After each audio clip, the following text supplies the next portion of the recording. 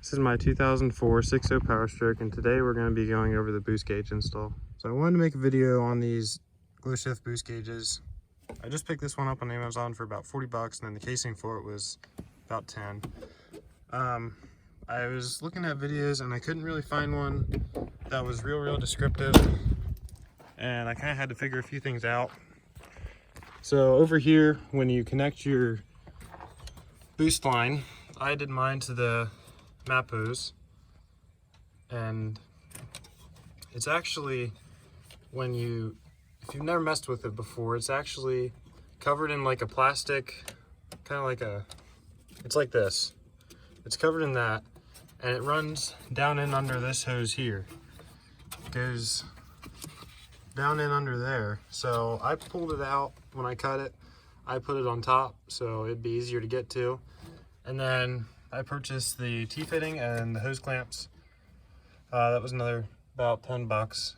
And then this comes with the boost gauge. And then inside here, there's a little triangle. It's like about that big. And you want to make sure you have the triangle end facing down.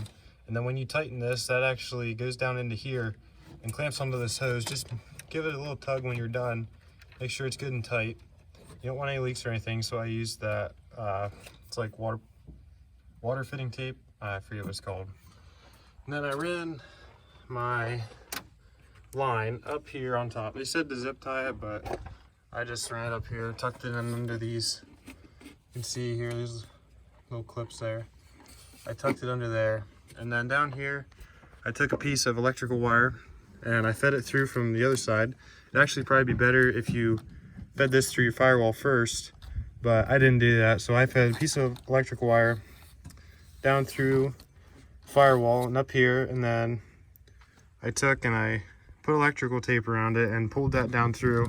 This is like, it's really stiff and it has memory to it, so you're gonna wanna just kind of watch it. If it gets too stiff, don't keep yanking on it. Come out here, make sure you get it guided down through right. And then in here,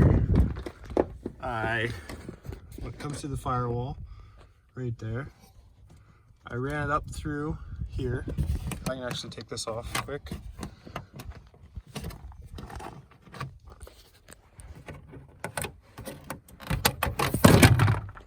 So I ran up through this box here, where the fuse box is, and come around the side, and then I popped this little side piece off. See if I can get it without screwdriver. Just popped this off, and I ran it in through here, took a pair of needle nose pliers, stuck them down through there, clamped it on, pulled it up through, and then I came up here, pulled the hose around, and then I attached it to the back of the gauge, and that's the same, pretty much the same fitting. It's like a female end, but it's the same fitting as what is out there in the engine bay. And just same way, you put the triangle down and make sure it stays clamped on.